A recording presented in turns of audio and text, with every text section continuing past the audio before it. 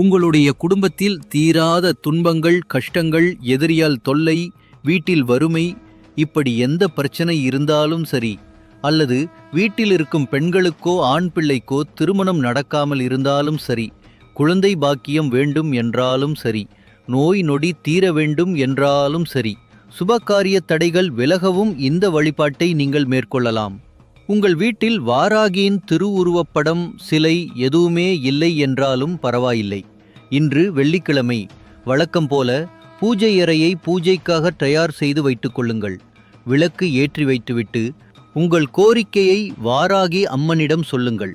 பிறகு இந்த மந்திரத்தை 27 முறை படித்துவிட்டு இறுதியாக தீப தூப ஆராதனை காண்பித்து உங்கள் வழிபாட்டை நிறைவு செய்து கொள்ள வேண்டும். வாராகி அன்னைக்காக ஏதாவது ஒரு கிழங்கு அவித்து நெய்வேத்தியமாக வைத்து விடுங்கள்.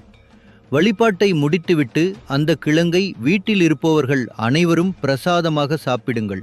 அதுவும் முடியவில்லை என்றால் ஒரு மாதுளம் பழத்தை உதிர்த்து முத்துக்களை வாராகிக்கு இன்று பிரசாதமாக வைக்கலாம். ரொம்ப நல்லது. வாராகி மந்திரம்.